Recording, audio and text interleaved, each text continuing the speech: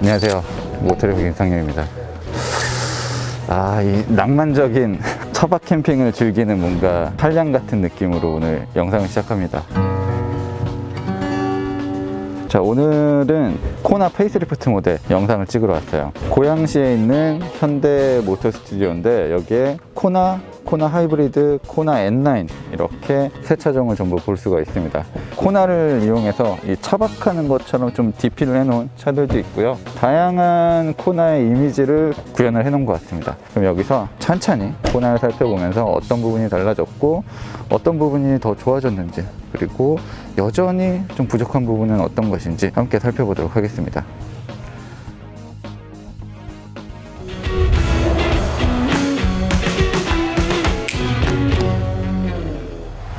네, 파워트레인은 달라지지 않았지만 이 N9 모델 이름이 바뀌면서 출력도 조금 높아졌습니다. 기존의 177마력에서 198마력으로 성능이 높아졌어요. 현대차, 기아차는 이 1.6 터보 엔진 가지고 여러 가지 출력을 잘 만들어내고 있습니다. 아마 이 198마력이라는 출력은 이 코나를 이끌 때 가장 효율도 좋고 성능도 뽑아내기 좋은 수치였던 것 같아요. 그리고 단순히 엔진 성능만 높아진 게 아니라 디자인적으로 다른 부분이 많습니다. 다른 하이브리드 모델이나 일반적인 코나 같은 경우는 여기 현대 엠블럼이 크게 붙거든요. 근데 대신 이 차는 마치 공기 흡입구처럼 보이는 이런 장식이 붙었네요. 그릴에도 배지가 붙고 범퍼 하단의 디자인도 훨씬 더 공격적인 느낌을 가지고 있습니다. 이 옆으로 공기가 흐르는 부분도 상당히 예쁘게 디자인이 잘 돼 있네요. 확실히 같은 모델이긴 하지만 하이브리드 일반 모델 N9의 디자인은 확연하게 차이가 나기 시작하고 있고요. 그 자신들만의 특징을 잘 담아내고 있는 것 같아요. 이 바뀐 코나는 전체적으로 이전보다는 조금 더 날카로운 이미지 가지고 있고, 이전 모델은 좀 밋밋한 부분들도 있었거든요. 신형 모델은 볼륨감도 더 더해진 것 같고 정말 조금 고쳤거든요. 쉐입이 떨어지는 부분을 살짝 손봤을 뿐인데 느낌이 많이 다릅니다. 특히 이 위에서 바라봤을 때 이 떨어지는 느낌이 굉장히 예뻐요. 그리고 이 얇은 주간주행등을 가진 것도 그대로고요. 방향지시등과 주간주행등을 동시에 사용하는 LED 램프가 적용이 되어 있고, 이 아래쪽도 예전에는 그냥 단순히 분리시켜 놓고 헤드램프가 위치하는 곳 이 정도 뿐이었는데 이제는 이 부분까지도 예쁘게 디자인을 해놨습니다. 네, LED 반사판 방식으로 적용이 되어 있고요. 네, 옆면에도 이 N9 배지가 붙고요. 이 차는 좀 작고 활동적인 느낌이 강하잖아요. 그리고 도시적인 느낌도 강하다 보니까 바디컬러 독일하게 마감을 했습니다.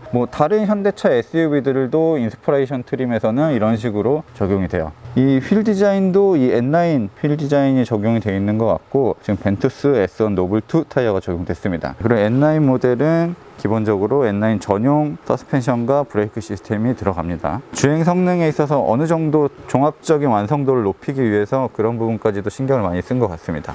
네, N9 모델의 뒷모습이에요. 흰색이 조금 더 부각이 잘 되는 것 같네요. 이 아래쪽에도 공격적인 느낌을 주는 범퍼 디자인이 적용이 되어 있고, 머플러도 한쪽으로 트윈 팁이 적용이 되어 있습니다.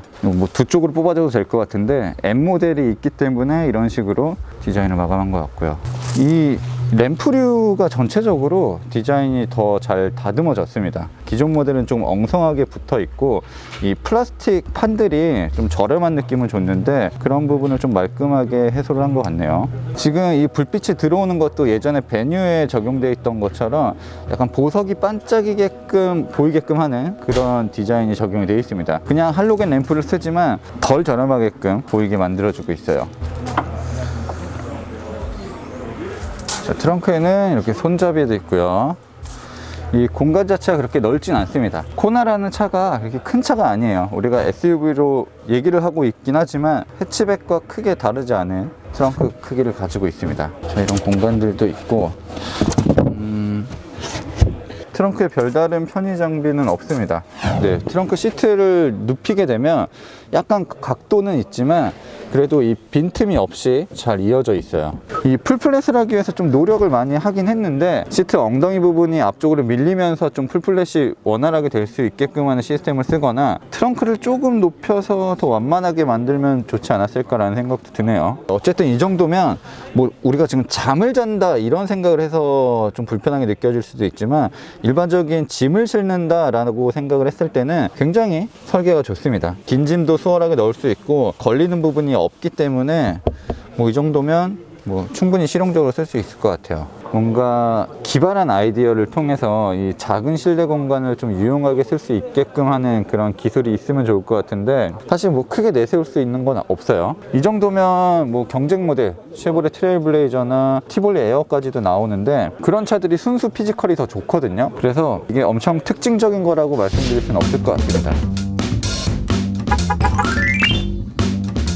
확실히 N9 모델은 이 특유의 감성적인 부분들을 많이 자극을 해놨습니다. 붉은 포인트들이 눈에 잘 띄고요. 무엇보다 기어 레버, 벨로스터 N DCT 모델에 있는 것과 거의 유사해요. 예쁘게 잘 만들어 놓은 것 같습니다. 일단 디스플레이가 굉장히 커졌죠. 왼쪽, 오른쪽 디스플레이가 전부 10.25인치가 적용됐습니다. 이런 옵션에 있어서는 우리나라 브랜드가 굉장히 잘 하고 있고요. 특히 현대차, 기아차가 뭐 가장 앞서 있다고 볼 수 있습니다. 저렴한 자동차들은 저렴한 것을 숨기는 것도 중요하지만 아예 시선이 안 가게끔 하는 게 중요하거든요. 이렇게 큰 디스플레이를 두 개 딱 박아 놓으니까 시선이 다 전부 그쪽으로 쏠리죠. 그래서 나머지 좀 부족한 부분들이 좀 눈에 잘 안 들어올 수도 있어요. 이 M 배지가 붙은 스티어링 휠도 잡는 감각이 꽤 좋은 편이고요. 가죽으로 만든 부분도 마감이 좋습니다. 그리고 4륜 구동 시스템이 적용돼 있어서 지금 센터 디퍼런셜을 락하는 버튼도 있고요.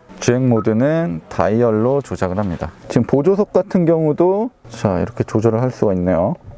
이건 굳이 필요 없을 것 같은데? 전동식이라는 걸 굉장히 자랑하는 건가? 자, 이 대시보드 부분 딱딱한 플라스틱 전부 적용이 되어 있고요. 자, 이런 문짝 위에 부분도 플라스틱이 적용되어 있습니다. 가공을 하긴 했는데 만져보면 그냥 플라스틱이에요. 주로 손이 이렇게 닿는 부분들, 이쪽 패널들만 인조 가죽이 적용되어 있습니다. 안쪽에 마감 뭐 이런 것들은 별도로 없습니다. 네, 하이패스 시스템이 위로 올라가진 않았네요. 큰 하이패스 룸미러가 적용되어 있고 선글라스 케이스 있고 빌트인 캠까지도 적용이 되어 있습니다. 통풍 열선 들어가 있고 오토 홀드, 전자식 파킹 브레이크 시스템도 적용됐습니다. 지금 이 차에는 앰비언트 라이트, 실내 무드등이 들어가진 않았네요. 헤드업 디스플레이는 컴바이너 타입이 적용이 되어 있고요. 뒷좌석 공간을 봅시다.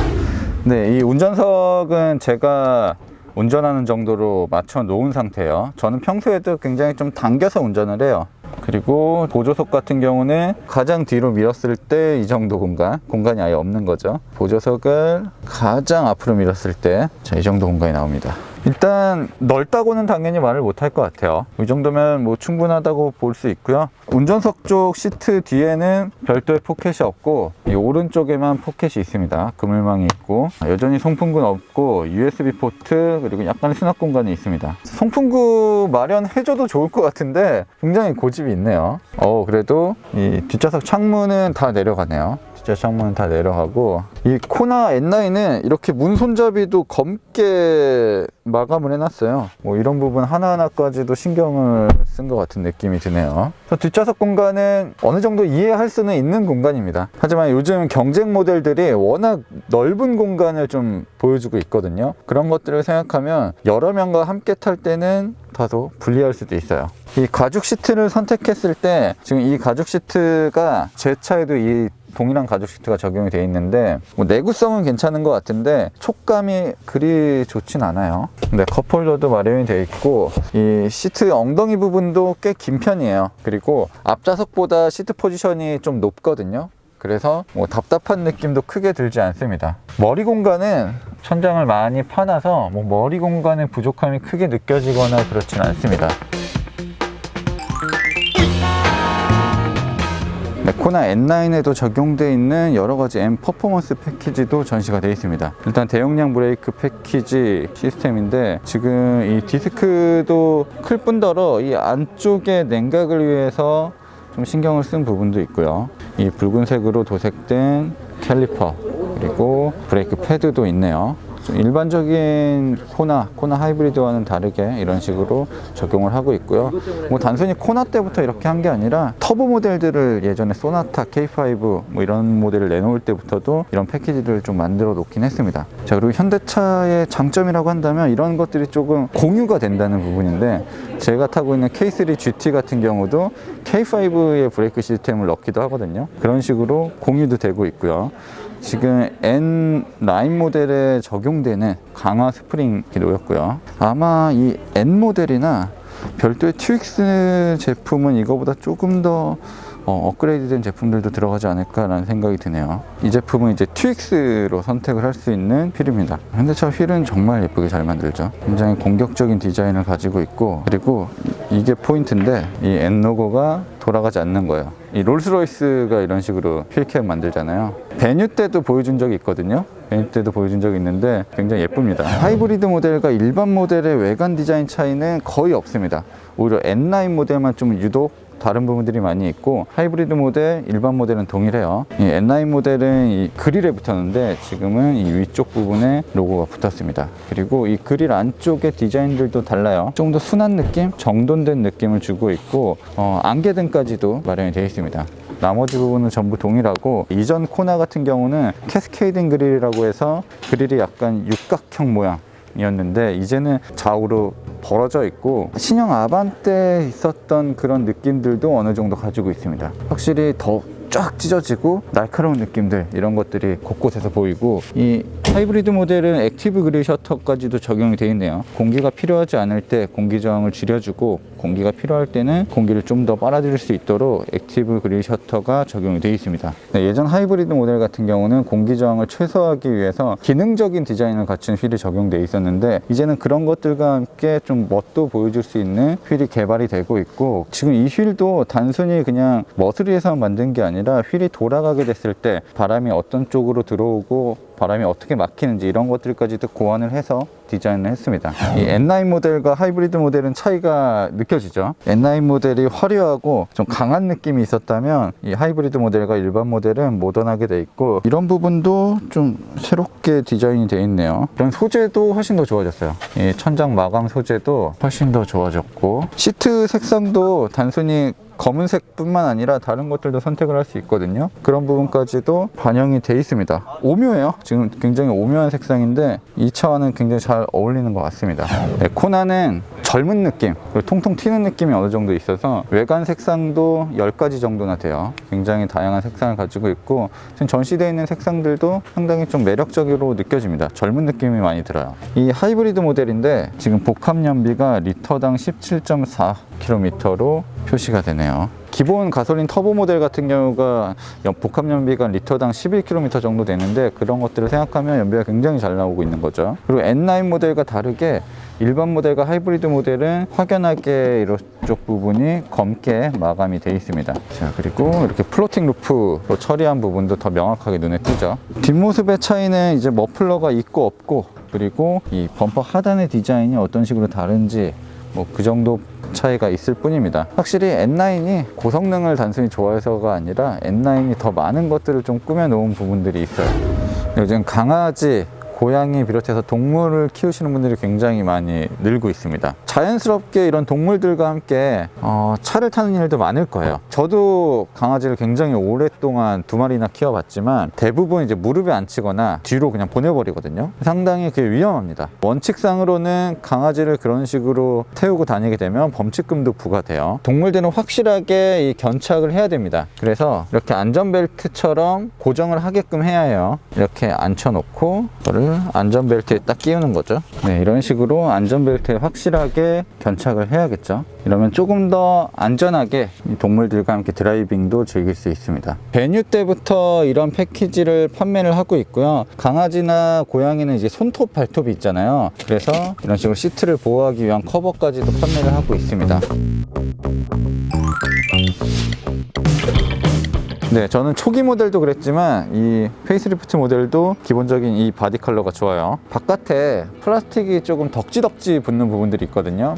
처음에는 이제 아머 디자인이라고 했었는데 그런 부분이 좀 덜 티납니다. 이 페이스리프트 모델은 아예 그런 부분도 많이 사라지긴 했어요. 독특한 헤드램프 디자인, 분리된 테일램프 디자인, 이런 것들이 어색하게 느껴지지 않습니다. 초기 모델은 다 따로 노는 기분이었거든요. 주간주행등, 헤드램프, 그릴, 이런 것들이 다 그냥 덕지덕지 붙어 있는 느낌이었는데 페이스리프트 모델은 완벽하게 하나의 덩어리처럼 보이게끔 합니다. 소소한 변화였지만 실질적으로 이미지가 완벽하게 달라졌습니다. N9 모델이기 때문이기도 하겠지만 더 공격적인 느낌도 갖고 있고, 이 소형 SUV 시장에서 자신의 개성을 뽐내는 게 쉽진 않거든요. 워낙 많은 차종들이 나오고 있어서 코나는 자신의 딱 위치를 잘 잡은 것 같고 포지셔닝을 잘 한 것 같습니다. 오늘은 간단하게 둘러보기만 한 거고요. 조만간 이제 시승 행사를 통해서 신형 코나가 어떤 주행 질감을 가지고 있고, 전 N9 모델들 이제 바뀐 셰시 부분들도 있기 때문에 그런 부분도 굉장히 궁금해집니다. 이 시승 때 어떤 부분을 좀 중점적으로 봐야 할지 여러분들께서 댓글을 달아주시면 그 부분 참고해서